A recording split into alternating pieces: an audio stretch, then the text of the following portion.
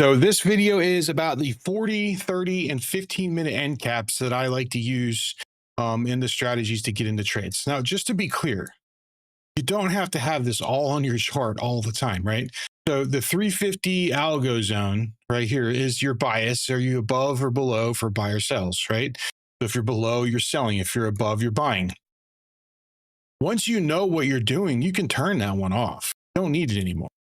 Now, here's the 30, 45, and 15. I have them separated by colors.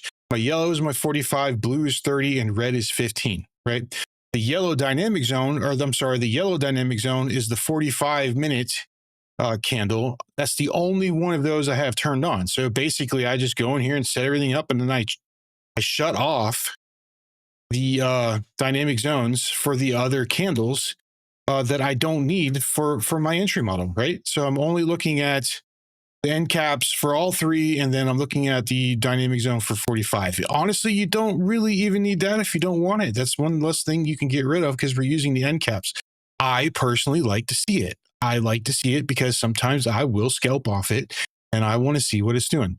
Now, so since we had our decision level around here somewhere, and then we're above our 350 algo zone, we would be looking for rejections of end caps. Why do we need all three? Because price doesn't always reject the same end cap.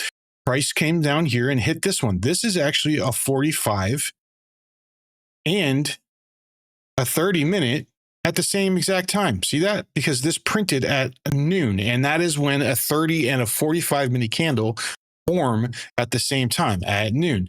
This actually rejected both of them at the same time. That's a really high confluence.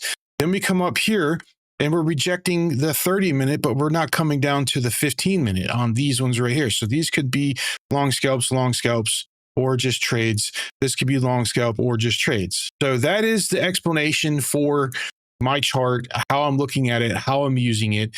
And I will put a link for this chart in the description of the video for anybody that has the indicators so they can just automatically have this on their screen the same way I'm using it.